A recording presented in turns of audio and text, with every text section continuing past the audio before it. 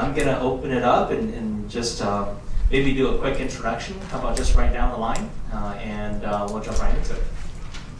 Yep. Heather Neff, City Recycling and Waste Manager. Hi, so my name is not Ryan Chapman. It's actually Jeff Warner, and I'm the Engineering Services Manager for the Public Works Department. Traffic Engineering is under my division. I'm the Ken Busey, Capital Improvement Program Manager, responsible for the city's public works projects.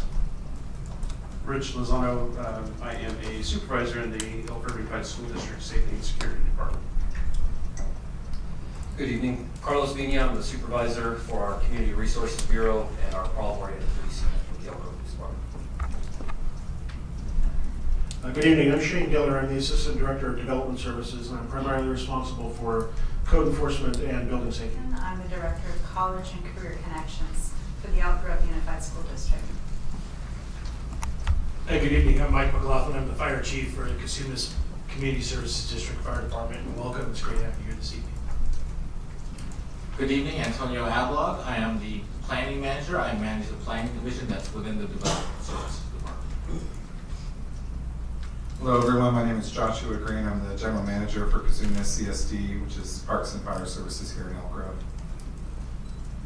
Good evening, Jason Behrman, City Manager of the City of Elk Grove. So I am here to talk to you about the district's College and Career Connections Department, and specifically our career pathways and academies. Go ahead. Yeah. So our district has as its instructional vision that all students will learn every day in every classroom in every subject in order to prepare to be college and career and life-ready students. So this is everything that we focus our attention on in our district, and how we measure a college, career, and life-ready student is through our graduate profile. And if you get a copy of the folder, you will see our graduate profile on the back of it. And you will see that we want to prepare all students to be creative problem solvers, technically literate, engaged in their community, self-aware, self-reliant, self-disciplined, communicators and collaborators, and to perform with integrity. Go ahead. Our district is, as you may know, the 5th largest school district in the state of California in terms of population. We enroll over 62,000 students in 67 different schools. We cover 1/3 of Sacramento County, the whole southern third, from about Florin Road. Well, actually, we go almost up to Highway 50 with Sierra Enterprise Elementary School, all the way down to Galt, and from the river out to Rancho Murrieta. So we're a big part of this. We include not only the city of Elk Grove, but the city of Sacramento, parts of that, parts of the city of Rancho Cordova. We're a big part of this county. Within all of that, our focus is to integrate rigorous academics with career-based learning and real-world workplace experiences that ensure that every student is learning in every classroom every day, and preparing to contribute to our future community, the vitality of our community. We do this, I'm sorry, Carolyn, can you go back one? You're getting ahead of me. We do this in part through our career academies and pathways. And all of our high schools has at least one academy and multiple pathways. In total, we have, I think, between 65 and 70 academies and pathways currently in the district. I just want to make sure that it's clear what the difference is. An academy can have one or more pathways, but a pathway cannot have an academy. A pathway can exist outside of an academy. An academy is a small learning community where students work together in a high school with 100, 200, maybe 300 of their peers. They take their academic classes together in a cohort, and then they also participate in a career pathway where they are taking a series of 3 or 4 career-themed courses. pathway itself, as I said, can exist outside of an academy. So some students do all of their studying together in the small learning community of an academy. Other students focus on the career strand, but take the rest of their courses, their academic courses with their peers in general education courses. Go ahead, Carolyn. So through our academies and pathways, we see that students' academic performance is very strong. In fact, students in academies and pathways excel in multiple measures of their academic performance. Their GPA, their A through G completion, which are the college and career readiness courses that the UCs and the CSUs look for all students to complete. They excel in their AP coursework, their college enrollment, their social and emotional development, and their career preparation. So it's a very strong way to help our students prepare for the future. One of the most important parts of an academy or pathway approach is that students get real world experience. And they do that through all of us here today, all of us in the community. In fact, probably everybody on this panel tonight has a role in this coming summer. We host something in collaboration with the city of Elk Grove called Elk Grove Civic Summer. And about 37 students this coming summer will participate in a civic education training program that is followed by 3 weeks of an internship in the, for example, the fire department, the police department, the city of Elk Grove, the Parks and Rec department. Go ahead. Through our work-based learning, which is the way we deliver our real-world experiences, students from their freshman year in high school through their senior year participate in progressively more challenging series of experiences so that they are learning about careers and they are learning about what it takes to be successful in the workplace. These range from guest speakers coming into our classrooms. We take students out on worksite visits. We collaborate with our post-secondary partners. So for example, at Cosumnes River College, we work very closely with their fire and emergency services training program. We've aligned our curriculum, so hopefully graduates of that program will be ready to join Chief McLaughlin's workforce someday. Go ahead, Carolyn. And so as you can see, our over the last 2 years, our students' opportunities to participate in work-based learning experiences has increased dramatically. 25% increase in experiences from 16-17 to 17-18, and then a 60% increase in the number of students who actually have intensive summer internships. Many of these are paid, and it's not just with the city of Elk Grove that we do these things, but with partners, private partners. For example, in our homes, Intel, HP. Go ahead. And you can just see a list of many partners, and this is still not a complete list. It's all we could fit onto one page. But the diversity of community partners who work directly with us, preparing our future citizens, our future employees, our future leaders, is really impressive and really important. So if you want to know how can you help with this kind of effort, there's so many different ways that our private citizens and our employers can help us. It's wonderful when the city or a major employer wants to hire a student for the summer or host an internship, but we're not asking everybody to do that.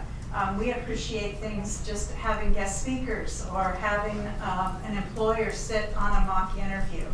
In fact, today I was talking to our coordinator for this program, and she said the feedback that she is getting from employers this summer is that the number one thing they're looking for before they even look at the student's skills is how well can a student prepare a resume and how well can they present themselves in an interview. And And if they can't do those two things, they're not getting summer jobs, even if they have the highest GPA in their school. So please let us know if this is something that you're interested in learning more about. Again, if you can pick up the folder on your way out, it's got my card in it so that you can contact me if you're interested. And with that, I'm available to take questions, if there are any. So we have a number of speakers, so it's probably best if we just go through the speakers and then we can take questions at the end. So our next speaker is Shane Dillard. Thank you, Mr. Mayor. I'll stand up real quick. As I said at the beginning, one of the primary things I'm responsible for is code enforcement for the city, and that's what I want to primarily talk about this evening.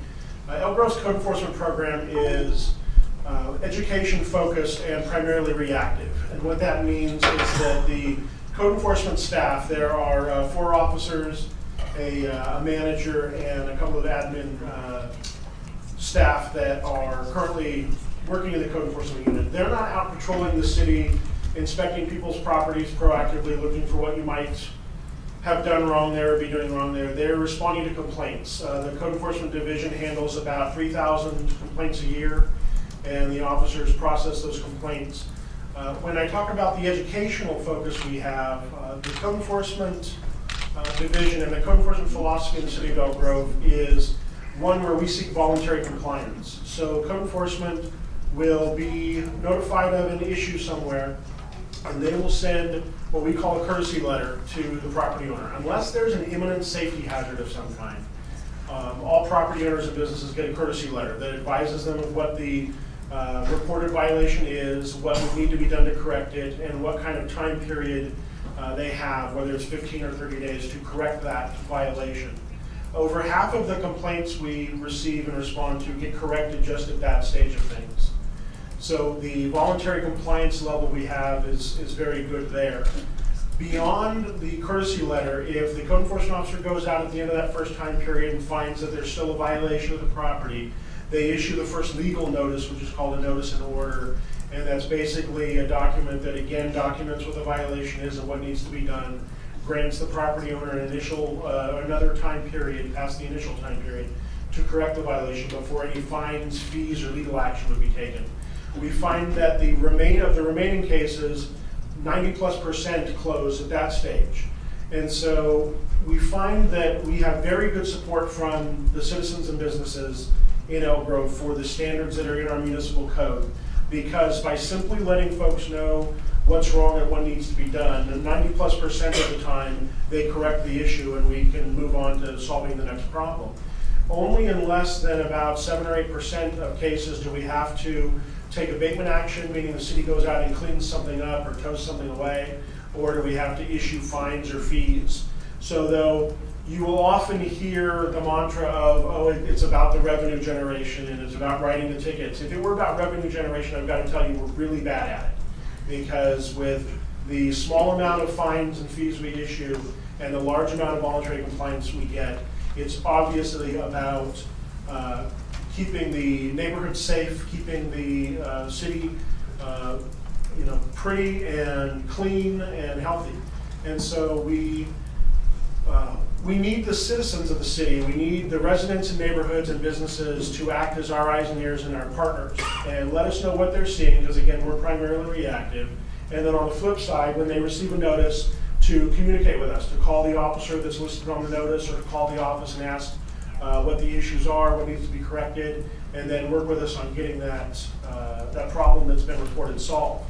And in partnership like that, it's very successful that we have good support from our neighborhoods, and we're not seen as a burden or an occupying force, that sort of thing. And on the flip side, the issues that are reported get corrected pretty quickly. A couple of hot topics I want to touch on before I pass the mic that we deal with this time of year are high weeds and fire hazards and illegal fireworks. The high weeds and fire hazards, we partner with the CSD to deal with fire hazard mitigation. The CSD's fire weed abatement program deals with your large properties, 2-acre lots and bigger, The CSD has a program that in the spring, if I'm stealing your thunder, you let me know. Carry on. They'll send notices on and perform weed abatements. We will deal with the smaller properties, so we will deal with individual homes with high grasses or weeds, smaller lots, stuff that's in the built-in area versus out in the rural area. The city's code enforcement unit will deal with.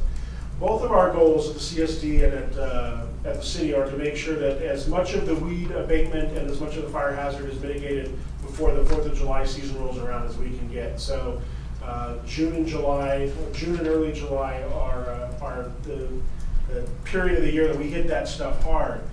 We have a strategy where the last week of May or the first week of June, we send out a letter each year to anyone that has had previous issues with fire hazards or high weeds so that they get some proactive notice. And then we do end up doing a handful of abatements where we have contractors out mowing properties in that second and third week of June. So if you're seeing something out there that you think we're missing this time of year, I want you to call us. The website has a portal to the code enforcement page, and the city's mobile app has the ability to identify location and send us an instant report along with photos of what you're seeing out there. The last thing I'm going to touch on real quick before I turn it over is illegal fireworks. As we come upon the 4th of July, we all see the increase in firecrackers and bottle rockets and explosions in the sky. Last year, and we'll continue it again this year, the CSD Fire Department and the Elk Grove Police Department and Code Enforcement have been partnering to get out and proactively patrol neighborhoods in the weeks leading up to the 4th of July in order to find people that are lighting stuff off and take a very aggressive approach at seizing illegal fireworks and writing citations and making arrests for illegal fireworks. So in addition to any criminal sanctions that someone can get for setting off illegal fireworks, the city will also administratively fine them up to $500 per firework if we find them. So it can be very expensive and can ruin a good Independence Day celebration when there are lots of very nice, safe and sane fireworks that nonprofits in the city are trying to sell that you can enjoy your 4th of July with. So we want to encourage you to let us know, especially in the days leading up. Some people will begin to test their stockpile, if you will. And we encourage you to call and let us know. You can call dispatch if it's actively going on, or you can call the code enforcement unit at City Hall during business hours and let us know what you're seeing and where, and we will respond and address that. And then in the evenings when you see things going on in general, we would like to call into dispatch so that the task force units that are out can respond directly there. We don't want to see property damage through fire or people injured through the use of these illegal fireworks.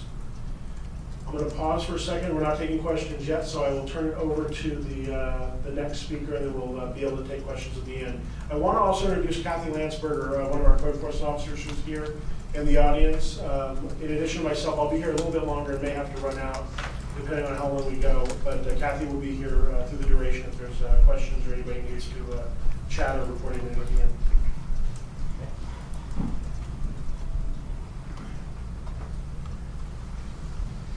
Thanks, Shane.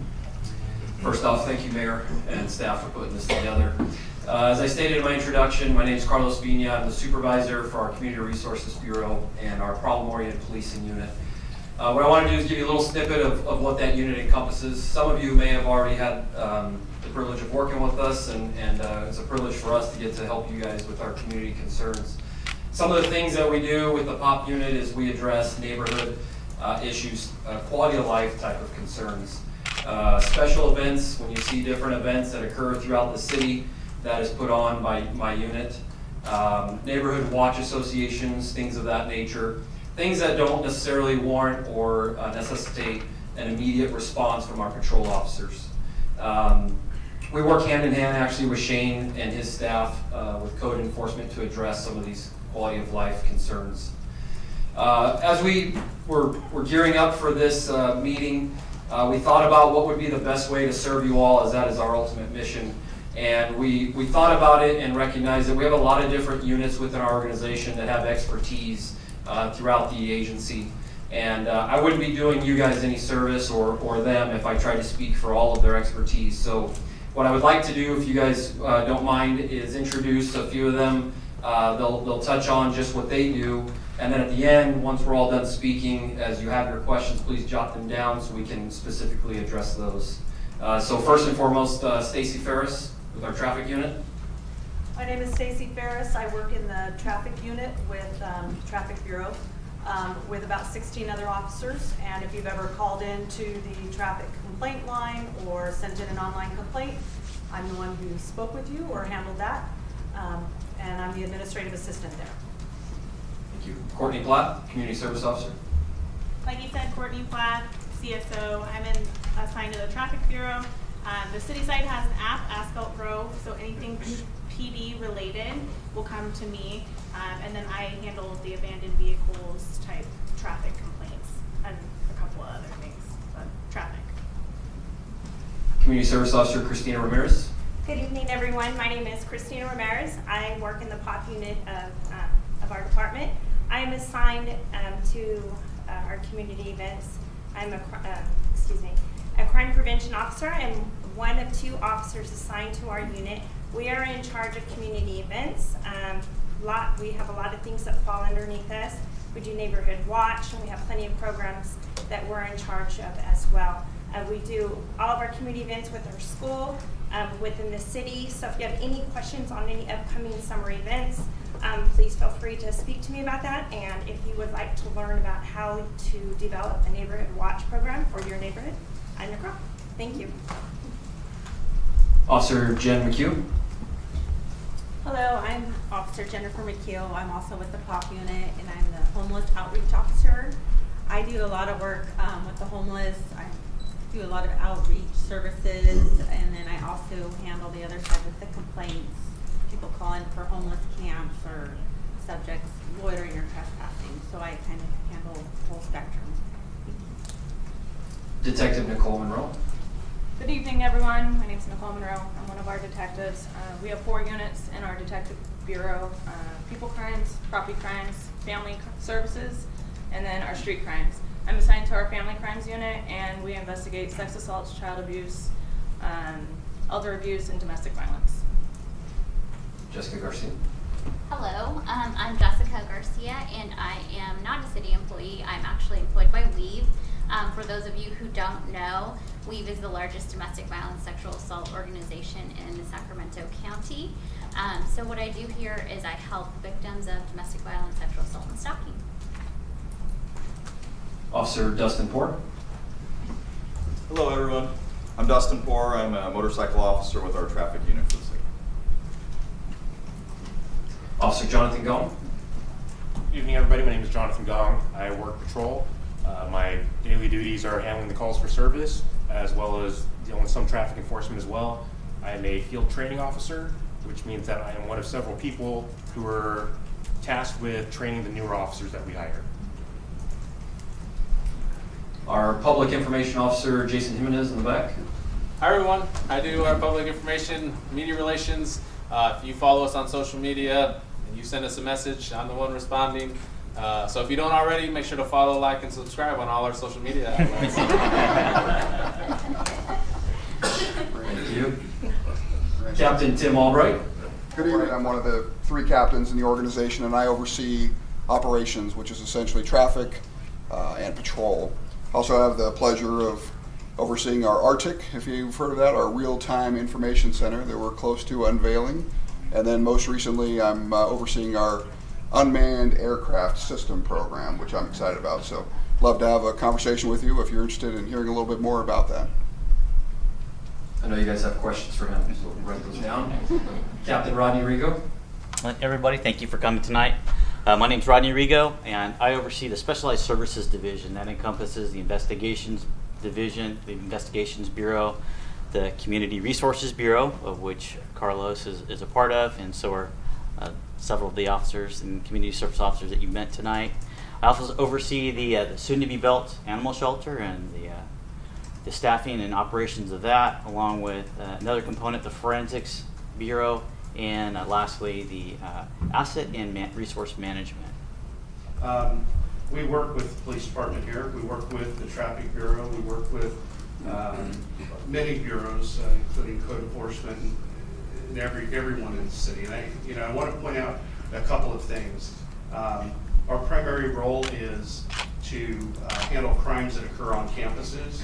And so with our partnerships, in which we have with the Sheriff's Department as well as the Elk Grove Police Department, we're able to triage calls and get the right folks answering those calls for service that are happening on campus. Now, these are calls that happen when kids are at school and after hours. So you don't necessarily have to worry about calling our dispatch directly. If you call the Elk Grove Police Department because you live in the city, they will patch over to us and or have their patrol respond before and then get us there. So a couple of things I want to point out though are traffic around schools. We do participate in a quarterly traffic committee in which the traffic CSOs and the POP division and several other city resources come together and talk about new development, traffic patterns around schools, and then problems around schools with traffic. But we don't only meet quarterly, we meet whenever there is a problem. In fact, we have one coming up here in the next couple of weeks at one of our schools where we have had a shift in the amount of attendance at the school. And so we're going to attack that and see what we can do from several different angles, not just within the city resources, but the school district resources. One other thing I wanted to mention is this is, I think, our 8th year partnering with the Safety Town program that is for 5-year-olds. And so that's going to happen in July, so keep an eye on the city website for that. It's a program where we bring kids coming into kindergarten into a week-long program where they learn safety aspects about water safety, fire safety, crosswalk safety, bus safety, anything you can think of. And it's a great collaboration between the 3 different major governmental agencies here in the city. So keep an eye out for that. It's a great program. If you have any neighbors, kids of your own that are that age, I would highly encourage you to send them to that. And I'll be around for a little while, so if you have any questions about school-specific crimes or anything in your neighborhood, we'd love to hear about it, and we'll go from there. So thank you. Okay, if you can pass it all the way down to Joshua.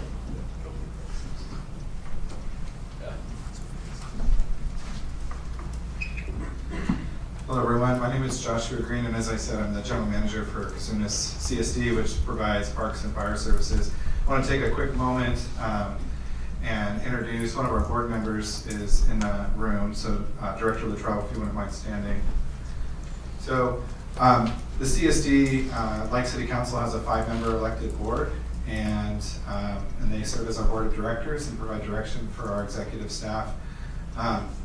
And I'm not going to touch a whole lot into fire because I don't want to take that away from Chief McLaughlin. I know he's really anxious.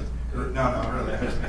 But I'm going to talk a little bit about the district as a whole and then Parks and Recreation Services. So most of you are probably familiar with the Parks and Recreation Department. What you may not know is the service area for the Parks Department within the CSD is 109 square miles, and it extends all the way down to Twin Cities Road. And the fire department boundary is actually 157 square miles and includes further south and into Galt, and actually in the entire city of Galt. So pretty large service area for both of our 2 departments that operate under the CSD. As an organization, we have over 300 full-time employees and up to 350 additional part-time employees, making us one of the largest employers in the city of Elk Grove. And so a little bit on the Parks Department side, we finished a 10-year master plan last year, which gave direction on what the future for the park system here in Elk Grove would look like. Had a lot of community input provided to us, and that document's available on our website at www.yourcsd.com. So if you haven't taken a look at it, it's a pretty incredible document. It slates 33 new parks to be built in the next 10 years based on our growth, and talks about the park design principles, the standards to which those parks will be built, as well as expansion of recreation programs, and also has a large focus on asset management. So making sure that we're maintaining and building assets that we can maintain into the future. Recently, the Parks Department also completed a strategic plan document, which takes that 10-year master plan that had all the community input and chunks it out into a 3-year strategic plan, volume 1 of 3, and really focuses on, again, asset management, but also around expansion of programs to meet our changing and diverse communities. And so that we're really trying to be proactive about making sure that we are effective in serving all of Elk Grove. So I'm sure everybody's probably familiar with recreation programs. So summer programs are open and available. We've got multiple facilities. I want to also thank the City of Elk Grove for the incredible opportunity to be your partner at the Aquatic Center that opened this last weekend. I know we were near capacity all day on a cloudy Saturday, so we are real excited to be out there with you in partnership and making that come together for our community. In addition, of course, we've got Fox and Wackford, as well as 9 other smaller recreation facilities around town. The recreation team also takes care of special events, so Giant Pumpkin Festival is kind of the big one that we talk about. There's actually 50 events that are hosted every year by the CSD, and then there's an additional number of events that are done in sponsorship or in partnership with nonprofits in our community. So the CSD actually waives just over $250,000 a year in park use fees for nonprofits to provide services and events in community facilities. And so a little bit then on the park side, so we just approved a preliminary budget for our park operations budget, which is outside of our general fund, and so parks funding here is actually very complicated. We have what we call our general fund operation, which is usually property tax allocation funded programs, as well as park impact fees and QIMBY fees, so your planning and your building and your construction. And then we also have a separate fund, actually 18 additional separate funds, that we call landscape and lighting funds. And so those are what you've heard about, I'm sure, in the news here recently. The funds that are collected in landscape and lighting zones stay within the neighborhood in which they are collected, which is really a great thing for communities, and at times is kind of a double-edged sword for us as we try to maintain those services. And so some of those rates are pretty historic and have not increased over time. And so as rates have gone up, just like your home rates and my home rates on utilities and construction costs have increased, we have a couple of spots in town where we're really struggling to continue to provide the same level of service we've always provided because of the increases to those rates. So we're working with community members. In the summer, we have a series of meetings, 1 a week, in various parks in what we call Benefit Zone 3, which is on the east side of town, where funding is most impacted currently. And we're getting out there and trying to be more proactive about sharing how those funds work, what they pay for, and how you as community members can partner with us and making sure we're able to maintain those public spaces moving forward. I'm going to go ahead and close. We've got a couple of other kind of exciting things happening. Again, with the city building out the Civic Center site, and with the Senior Center of Elk Grove relocating to the Senior Center site, the Beeman building, what we'll be calling Beeman, over at Beeman Park, others I think know as the Sharkey building, but that building will then come back to the CSD. And so we're working right now with the community and identifying stakeholders, as well as nonprofit groups that are currently using the facility and others that have approached us about wanting to use the facility, about how we make that space available to the community moving forward. So we have an operation plan in progress. What we see there is a new multi-generational program facility that's open for all types of community programs. We also have an RFP out currently for the community center at Morris Park. This is a site that there's impact funding to build a community center at Morris Park, and that fund's been sitting in an account while we would try to address how we would operate that community center. And so right now we have an RFP out focused on health and wellness. So we're really focusing on how could we build a health and wellness center in the East Franklin neighborhood there at Morris Park, and doing so, how can we try to limit the amount of subsidy that would be required in order to operate such a facility. We have a number of park renovation projects just completed. We've got 215 projects in the queue for next year. And then of course, Camera Park will open in July. And Oasis Park, I know I saw them down there working. We're hoping for a summer 2020 opening down at Oasis. So that's a little bit about what's happening at the Parks Department, and I'm going to turn it over to Antonio. Thank you, Josh. Thank you everyone for coming out tonight. I'm Antonio Ablog. I manage the planning division. It's part of our development services department. We have several functions within the planning division. Two of our most prominent functions are one, the review of private development projects, and two, we provide planning information for the public and residents in general. As far as our review of private development projects, I have a staff of planners that manage private development projects as they go through the process of getting to either a zoning administrator, planning commission, or a city council meeting. That review is pretty extensive and involves not just city departments, but outside departments such as the CSD, fire and parks, also county departments, and it can go as far as state agencies such as Caltrans. Our planners manage the review of those projects. We review it for design and impacts. That review comes from both our zoning code, which touches on things like site planning and setbacks, and also our design review guidelines, which discuss more things related to architecture. And that review is the main point of that review is to make sure that projects are consistent with our community and we are able to mitigate any impacts that those projects may have, so that we can make a proper recommendation when it does get to those hearing bodies for review. Sometimes those projects can get to a hearing body very quickly, say 3 months or so. Sometimes those are bigger projects, large subdivisions, large master plans that can take months or several years to review in the case of, say, a large annexation or a large master plan.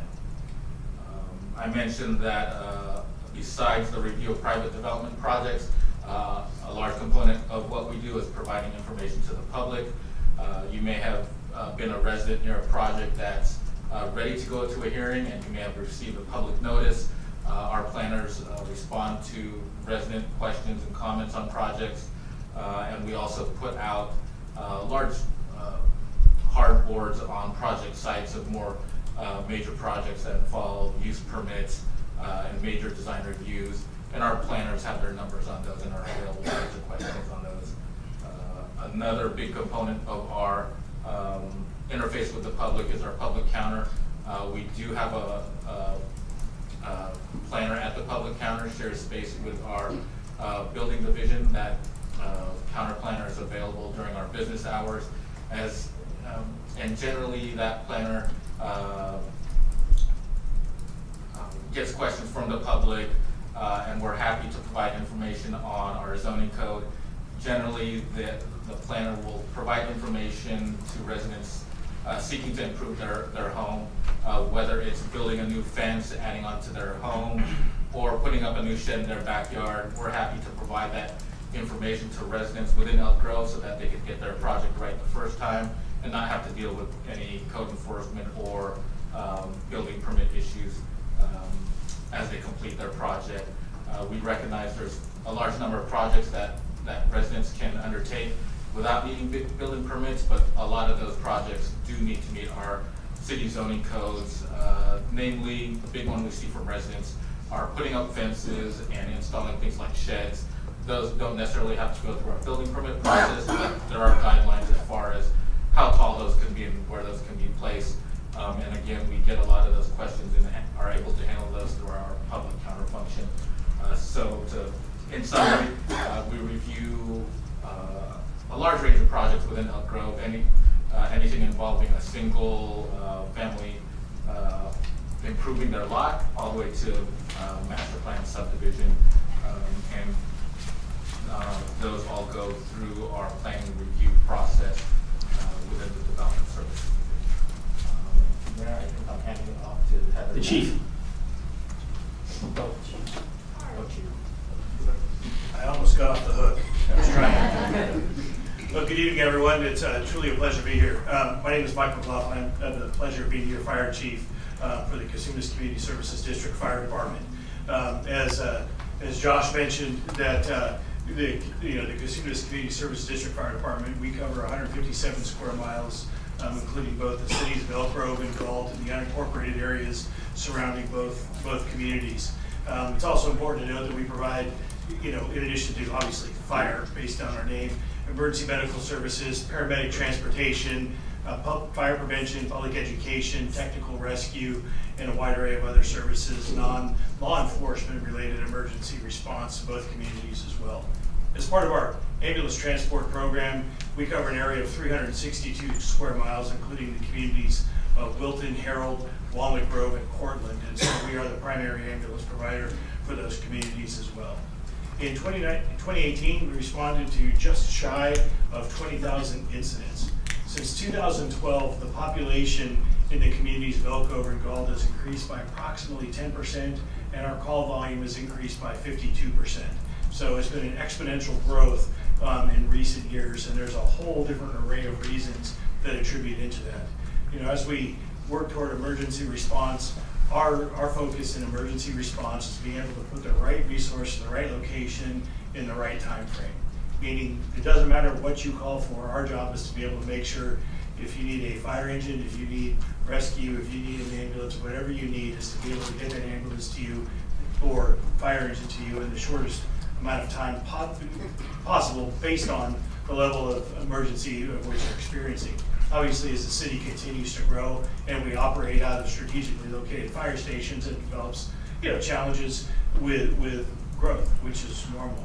We're currently in the development stage for Station 77, which will be located on Poppy Ridge Road, basically at Bighorn, right behind the Cosumnes River College Annex, which will be the next station in the queue.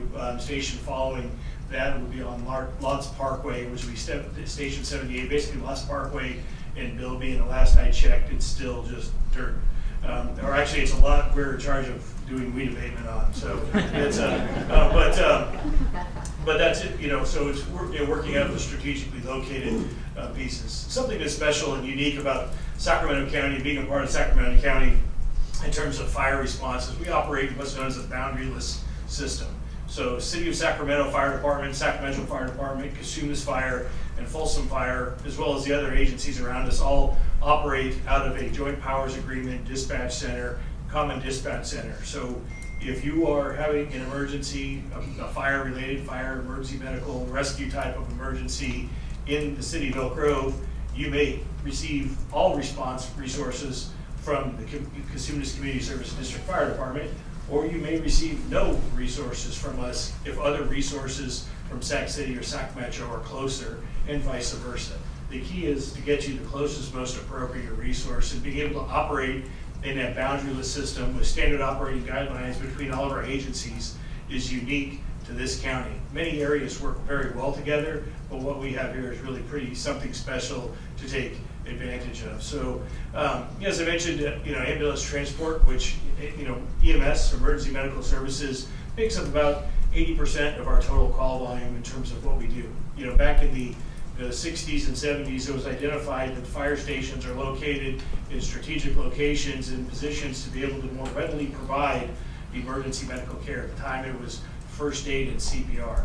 And so how do we build and grow from that? And ultimately from that, following Vietnam and coming into the 70s, that through military experience in the field, learned about paramedicine and the ability to take emergency room care to the field.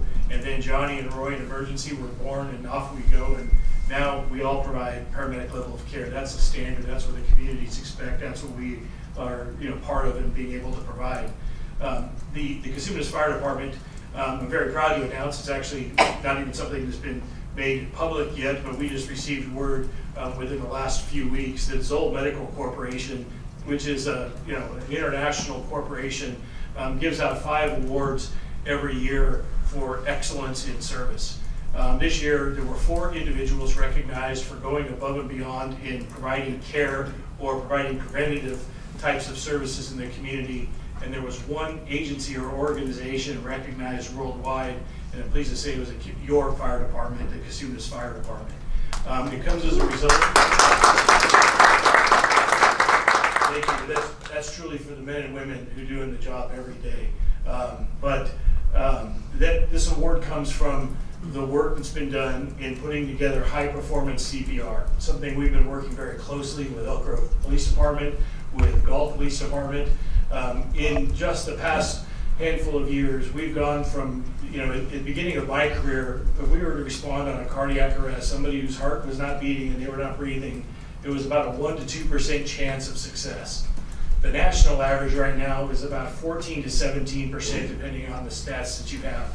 Based on the methodologies that we're putting in place for individuals who have a witness arrest, meaning somebody was with them and able to intervene immediately with hands-only CPR, as an agency, our survival rate is 46%, which is just absolutely the most unbelievable stat I could ever imagine, not something I ever thought I would see in my career. It's basically a big game changer in how it's being done.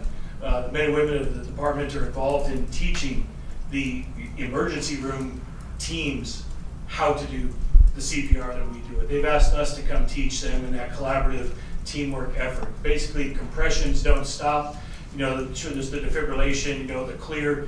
Now, instead of clear, which is what we did when I learned to do it, you know, you're back, everybody clear. It's your hands are like 2 inches off the chest, long enough to shock and right back in. You know, the key is we don't want to pause. We want to keep the blood being able to circulate to give the patients a chance, and it's something very remarkable.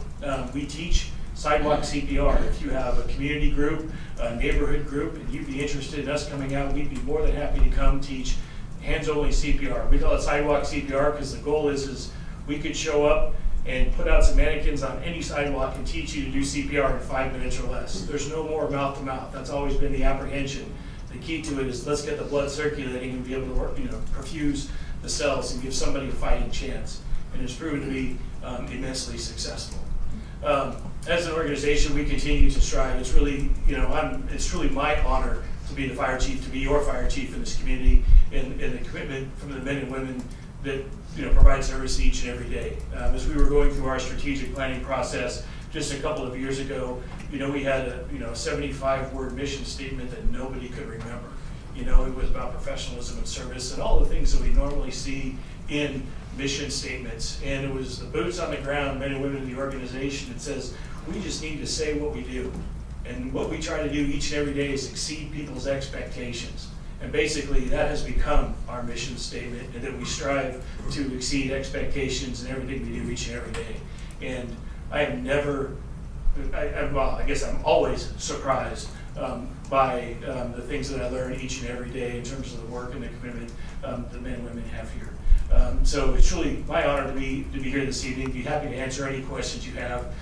You know, as you know, operationally, I forgot to mention, we're involved with the mutual aid stuff up and down the state, responding to the major emergencies, being involved in the Camp Fire, the Tubbs Fire, and many of the others. And so the state mutual aid system is, well, also unique to the state of California, that we can mobilize more resources in a short period of time than any other state or nation on the face of this earth. And it's because we have a very robust system. You know, law enforcement also has a system very similar that both work through the California Office of Emergency Services, with a key when something horrific is happening, such as fire running through the town of Paradise. We can get thousands of resources there in just a matter of a few hours to give people a fighting chance to be able to get out.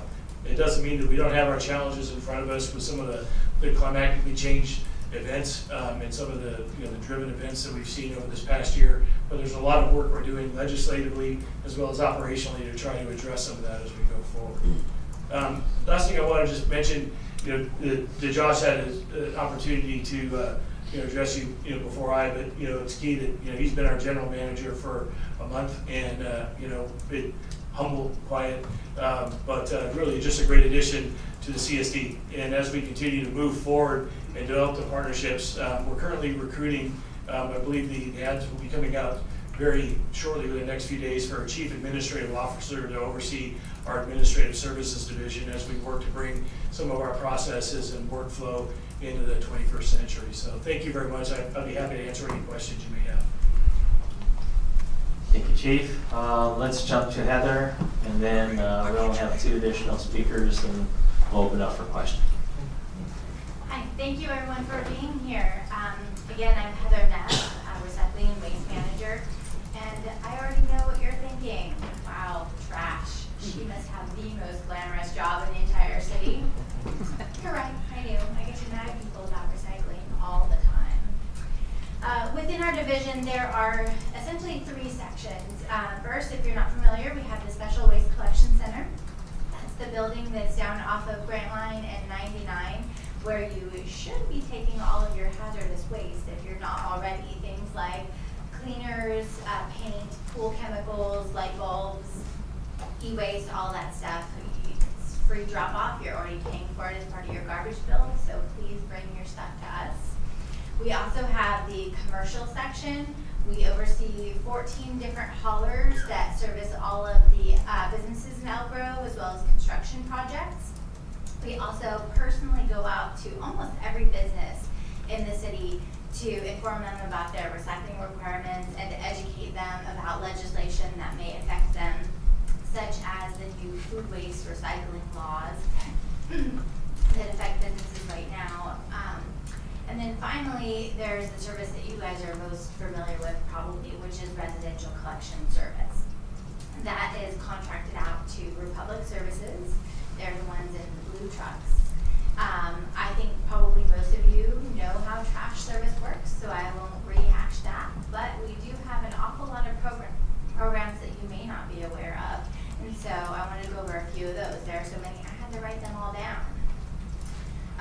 So first off, if you don't already know, you can get up to 3 recycle carts and 3 green waste carts total at no extra charge. So if you've got a lot of vegetation on your property or you're just super good at recycling, go you, then you can call Republic and request an extra cart at no additional charge. We also collect a number of items now curbside, so you literally don't have to leave your house to get rid of some really important stuff, such as used motor oil and filters. If you're a DIYer and you change your own oil, all you have to do is set the used oil and filter in sealed containers next to your recycling cart. Republic Services will pick it up free of charge and replace the oil container with an empty one to use for the next round.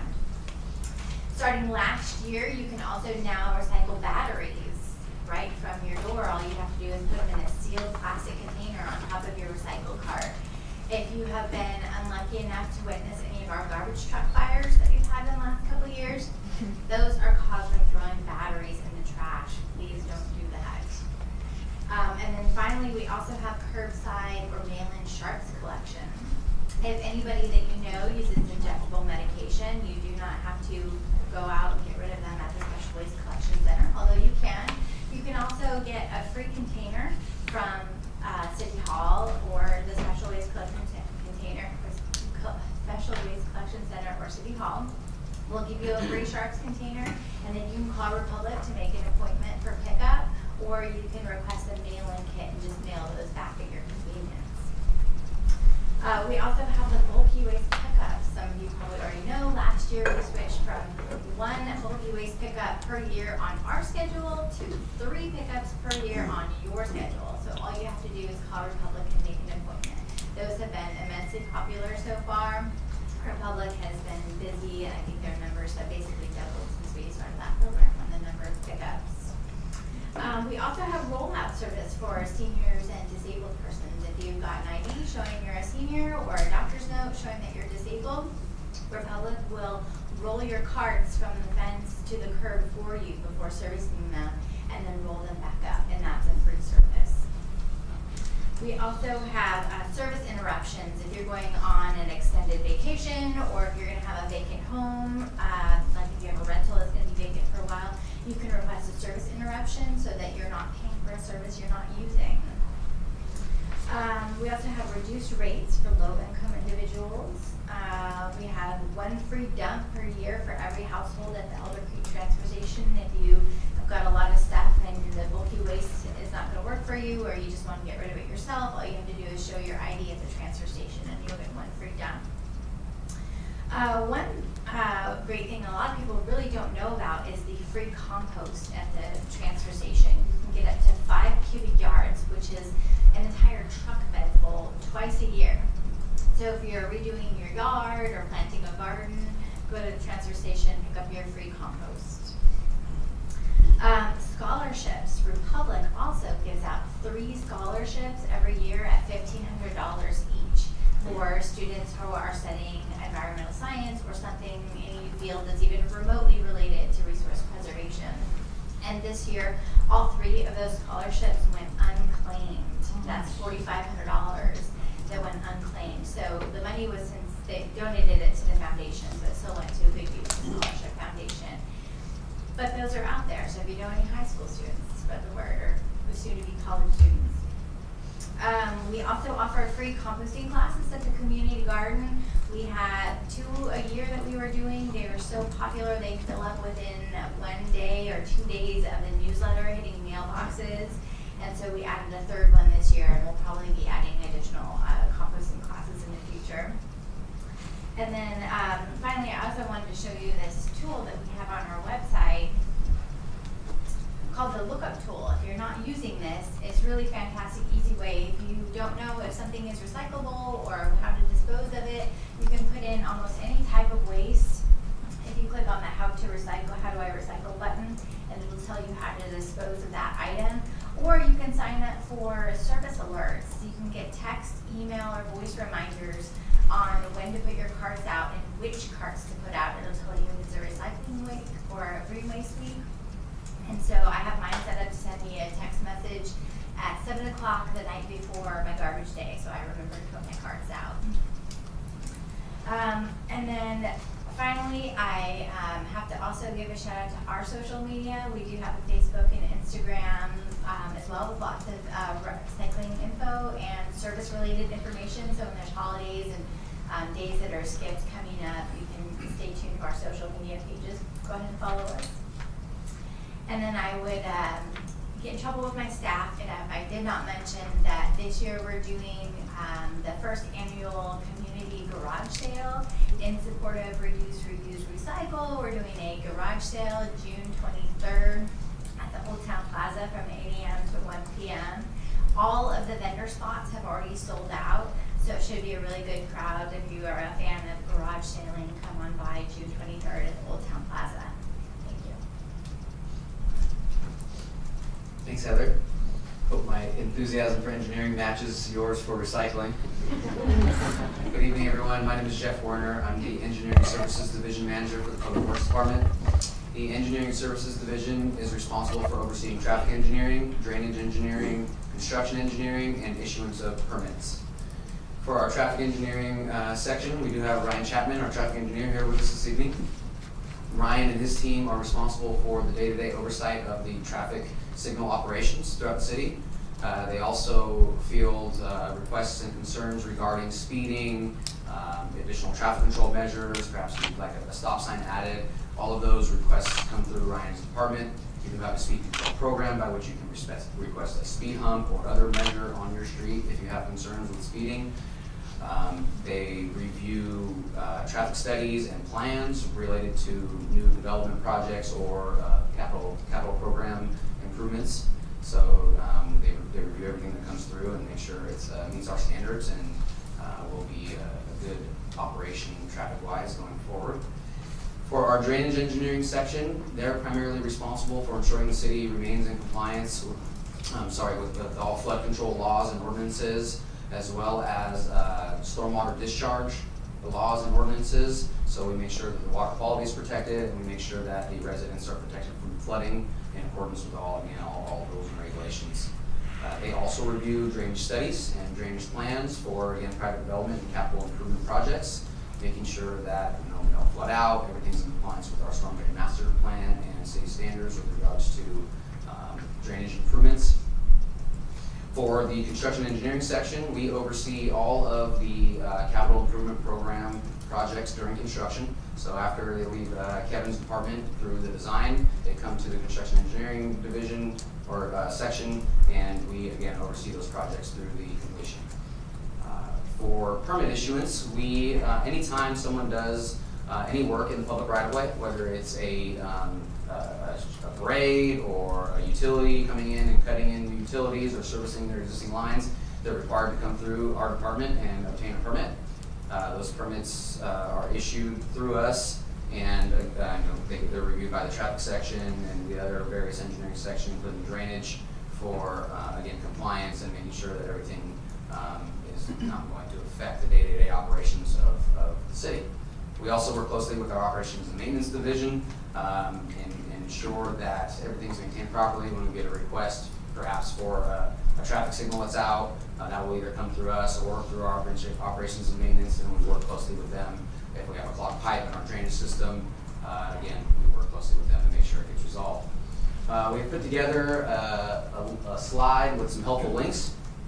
All of the traffic engineering, drainage engineering functions are on the website, so we have some handouts for you as well. And with that, I'll turn it over to Kevin to talk about capital improvements. He also has a link there. Kevin Busey, responsible for the city's capital improvement program, which is essentially all the city's public works projects.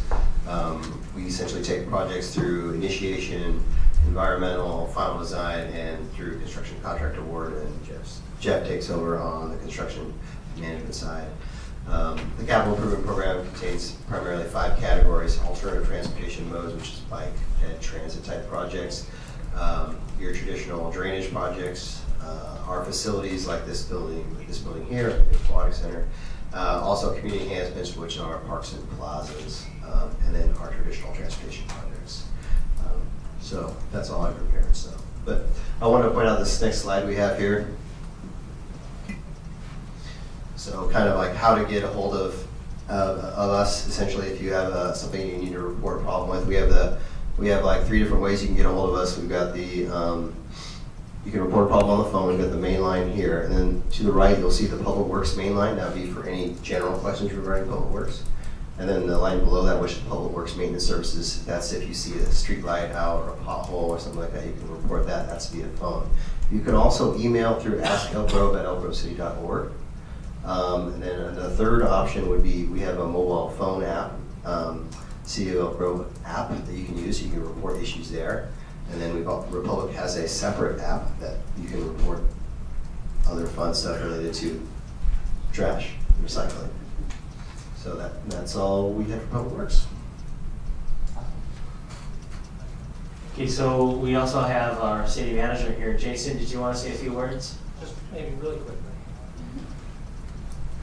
I don't want to stand between you and all the questions you have, I'm sure, of the staff, but I wanted to recognize the staff here for all the wonderful things they do on a day-to-day basis. And our partner agencies, Cosumnes CSD and the school district. We're kind of a unique city where our services provided in Elk Grove are provided by a variety of different agencies. Some cities are more full-service city. City of Folsom, where I lived previously, worked, City of Gulf. When the city provides the vast majority of the services in Elk Grove, that's not the case. Sometimes it's confusing for members of the public. Water service, that's provided by the county. In some cases, depending on where you live, in other cases, provided by a separate special district. We have community services that does fire and parks. We have the county that does sewer service, the city that provides other services. So we try to do a good job communicating that, but it is confusing. We have information on our website that tries to direct people to the right place. But as you can see, the city provides a lot of services, but not all of the services. And my job, from the city of Elk Grove's perspective, is to kind of oversee all the operations of the city. Our city council and our mayor are elected by the citizens, and they appoint me to oversee the day-to-day operations of the city. They have regular full-time jobs that take them away, and I'm here making sure that things are running smoothly. The city is a well-operated organization that's fiscally, financially sound. So as residents here, you should be proud of the job that these hardworking employees do on a day-to-day basis to safeguard taxpayer dollars, provide a good service for those resources. We receive direction from our city council, and then we carry the direction out on a day-to-day basis. So a lot of different things going on. I think we've covered most of the topics and the major services provided by the city today. A couple of areas that maybe weren't covered is economic development. The city is working hard to bring more jobs into the community, as well as additional kind of retail and other amenities that you may be interested in seeing down in the city of Elk Grove. Also a number of special events and other things that we do to partner with CSD and others.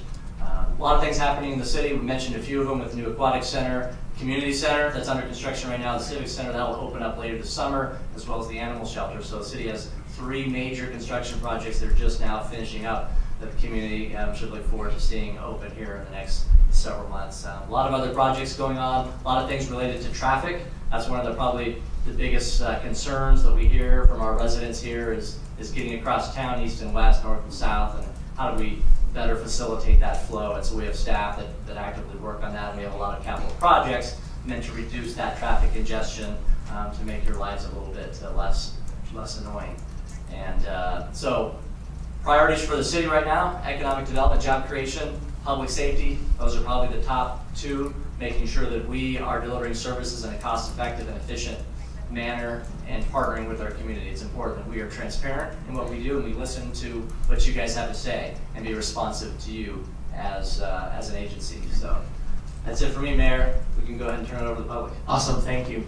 Thank you to each and every one of you for taking time out of your busy schedules to come out. I really do appreciate it. I also want to give a shout out to Carolyn Cohen, who managed all of this. So thank you, Carolyn, for working so hard. So this is the moment in which you can actually ask questions. So I'll run around with a mic if you have a question. Anyone? Crystal clear? Yes, sir. I had the recent privilege to be a volunteer in a mass casualty event that the fire department had here in the city of Elk Grove. And I just wanted to ask Chief McLaughlin how you talked about those, those events to the community. I was really impressed with how the members interacted with the local hospitals and also with the people that simulated casualties. So how do you get a light on the good things that you're doing in the communities such as that?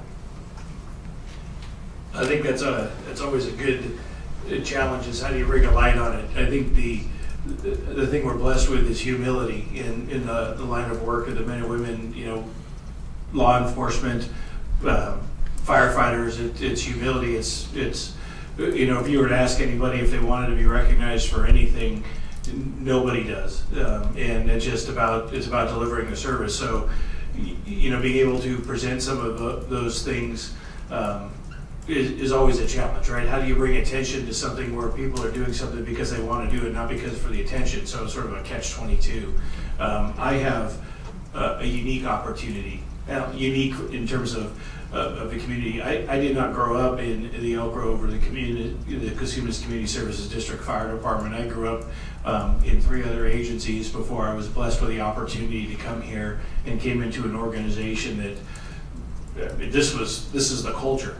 And so I can boast about them a little bit without being boastful, because it's not me. It was here before I was. I have the honor of being able to lead it. But no, thank you. But the key is getting the word out. We want to see people involved. The more people can be involved with the events, whether it's law enforcement events, and we do most of these together, because we don't respond on these types of emergencies. We respond together. We can't do it without our law enforcement partners, and they can't do it without us, right? We do these things together, and it's getting the community out and involved and being a part of it. And what a great opportunity you had to be a victim in something like that. Hopefully not ever real, but being able to go through that experience, to go through some of those things in a simulated scenarios, well, I'm certain for you in many ways eye-opening. So thank you.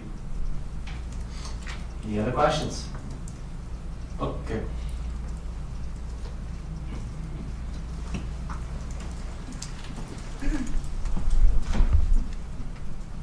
Hello, my name is Jasmine Perrette, and I've had the privilege of meeting just about everybody on the spectrum in one shape or form, and I love my trash man Harry. Anyways, I have questions and concerns about the Lower Laguna Trail bike and pedestrian path. It is still showing incomplete in almost every one of your systems, and us as residents haven't been advised when that completion date. The lighting, I think, is still out on there. I wasn't sure about the security. There's some stop sign issues regarding they put some for the pedestrians, but none for the vehicular traffic. So I have 6 for pedestrians and 0 for vehicular traffic. I wanted to know if there's going to be undulations there, if there's a completion date.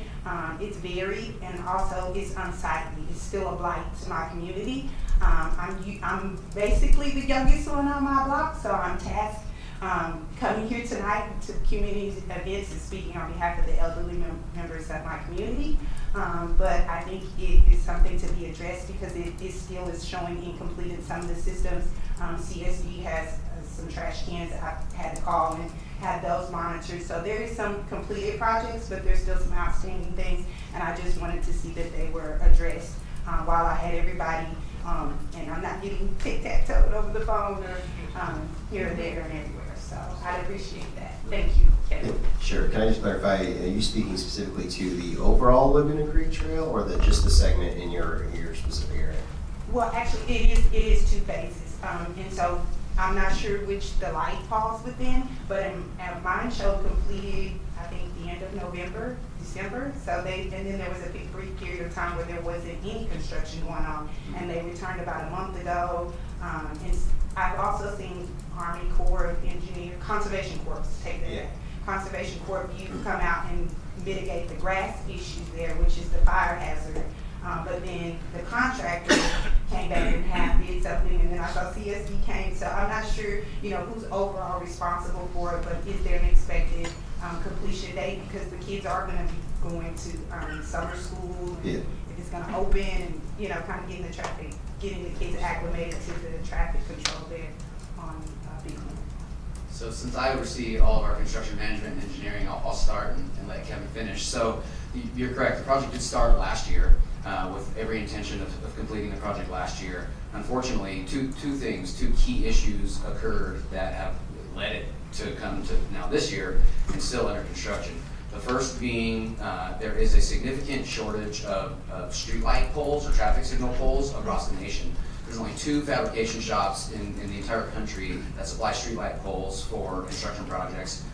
We have a booming economy right now. There's a lot of projects going forward, development and public projects, or I should say private development and public projects. And so, we are anywhere from 6 to 8 to 16 weeks for signal poles sometimes. So that was one of the delays. So there was a several month delay with regards to ordering of the traffic poles.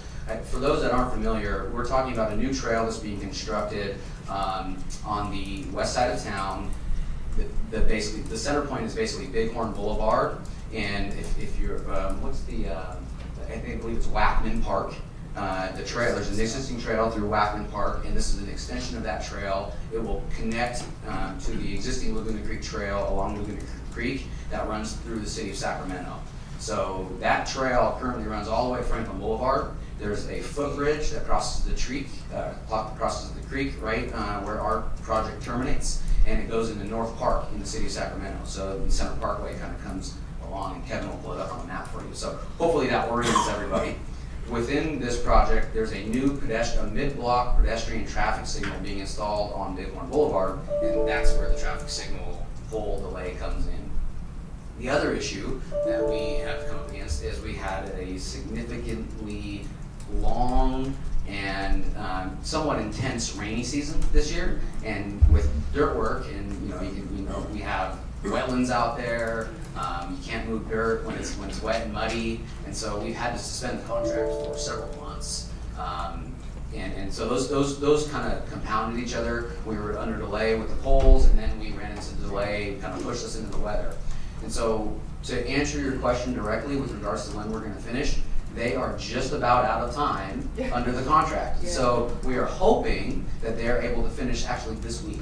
So they should be done with everything minus some minor, what we call punch list items. They should be wrapping those up, and the trail, I believe, is being used, so it should be open. So I'd be really interested in kind of hearing, talking with you after the whole Q&A session to find out more about your concerns so that I can pass that along to our resident engineer and our construction inspectors to make sure that those concerns get addressed. Because as far as we know, we're providing a new trail, which should be an amenity to the community. This is a permanent open space area. It has an educational amphitheater component to it with some educational signage.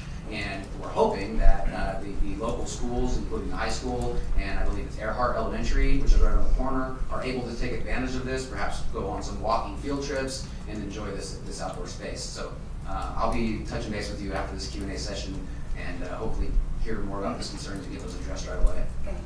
Oh, and with regards to the conservation corps you're seeing out there, This project is grant funded under a federal grant, and part of that grant requires us to utilize a state or a local conservation corps. So it's been actually a challenge, and we've kind of worked through that challenge with supplementing the contractor's forces with the forces of the Conservation Corps. So we actually paid them for that. We have a contract with the Conservation Corps and with the general construction contractor, and we've kind of had to marry those contracts, which is a bit of a challenge, but nonetheless, I think it was a good kind of community benefit for the Conservation Corps, for these kids in most cases, young adults, to get experience working in the construction field and really build that base here locally. Okay. Other questions? Yes. Yeah, before I do the question, just comment. Whoever's idea it was getting the goats in the creeks, that was pretty cool. Yeah. Anyway, I could hit probably 4 or 5 of you up with separate questions, but instead I'll probably do it over email or something. And my question is it just as easy to go through Ask Elk Grove? Do y'all get the stuff if I go through that? Yep. Then I'll just hitch up individually like that. Thank you. Other questions? Yes, Randy. Randy Becker. I've got a couple questions. Chief, with the potential of the new hospital and the casino being high-rise, has the department already started looking potentially at, if we do not have the equipment, what equipment may be needed to service those tall buildings?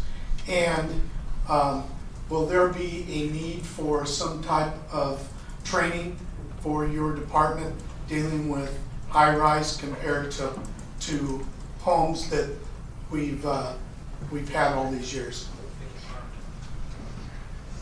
That's a great question. So we have 2 projects, as most of you are probably aware. The Wilton Band of Wilton Rancheria Band of Ewok Indians looking to build a casino. It will be a 12-story high-rise with a casino floor, and then the California North State University, which is also, as I understand it, looking at a 12-story facility.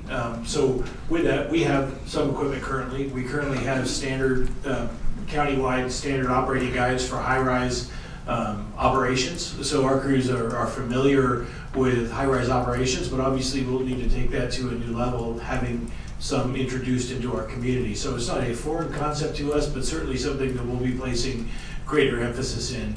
And then as these projects, I guess as they start moving forward in terms of mitigating the impacts of the projects, we'll be working with the developers to make sure whatever equipment that we need to mitigate any unique hazards associated with those facilities are provided so that we can adequately serve those facilities. Thank you. For someone in the city, I had an online conversation with a community member, and I pretty much know the answer, but for him, it has been very difficult over the years to travel down Elk Grove Boulevard through Old Town. Can you explain or try to explain the issues putting in an optional route through around Old Town, meaning another street over the UP tracks as well, or a bicycle path over the UP tracks?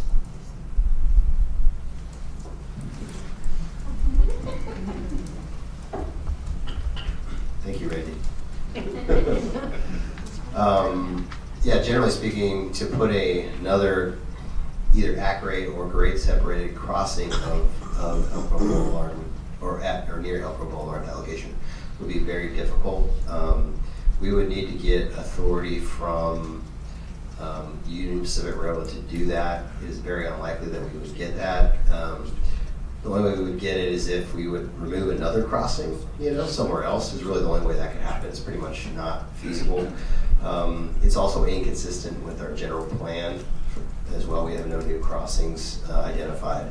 So it's not a real feasible alternative. I mean, when you're working with the railroad, it's very challenging to get, they have much more authority than we do over their facility. And every time we cross that facility, it's up to them if they'll allow that. And yeah, unfortunately, no, I don't think that's feasible.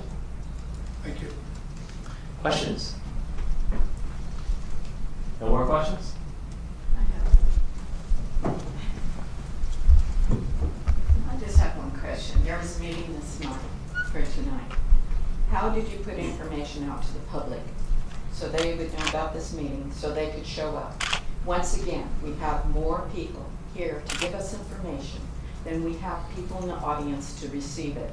And it's so disrespectful to you and your time and all the things you do for us. And I just wondered how information like this can get out in a timely manner so that we can make people aware. We can't drag them here. They're still going to make that choice. But I know through the police department, you have an email system you had in place for all your neighborhood watches, if nothing else, all over town. I received nothing for this meeting. I don't know about the city. You have information officers, people that give things out. Are you utilizing these to get the information to the people so they could show up and not disrespect you and have answers to the questions so they don't keep asking the same questions over and over and having you have to explain them because they didn't show up or they didn't know about showing up? Good question. Kristen, do you want to jump in? Hi everyone, Kristen Lawrence, I'm the city's public affairs manager, and this information was broadcast through the Nextdoor network, put onto the city's website, advertised in our weekly glance, and shared as a Facebook event. So we did try to cast a fairly wide net with about 2 to 3 weeks advance notice, and we're always wanting to have more people come to these meetings, and we do our best to notify people about their availability. Okay, thank you. Awesome. I apologize for missing it. Any other questions? Are we good? All right. My name's Chris. I want to keep tradition. I've lived in Elk Grove for 26 years. Everyone always starts their comments with that. I just want to tell you guys, it's not really a question, it's more of a comment. I've worked with almost all of you, and you all do an exemplary job for us, and I'm really grateful to live in Elk Grove. We provide a professional, a well-run city. To Jason's comments, it's a very efficient and well-run city. We do have our problems, and we're working together as a team, and that's impressive because it takes a lot. It's like an orchestra. Are you the conductor? Who's the conductor? I don't know. Someone's doing a great job, maybe Jason, at organizing all of you guys, because whenever I call for service of any of you, all of you get together to support each of you in each of your respective capacities. I mean, I've had ER calls, and they provided excellent service to my home. I've had Shane with code enforcement. I've had CSD. CSD is amazing.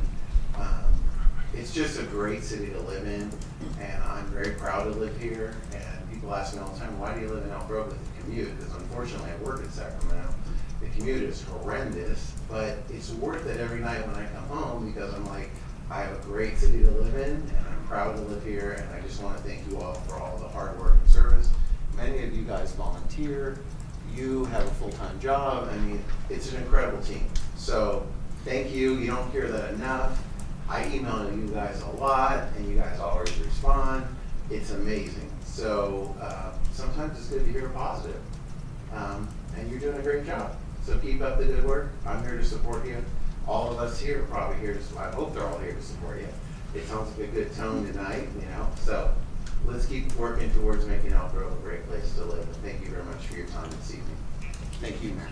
So Chris, our next city council meeting is the... I'm not. Those things are horrible.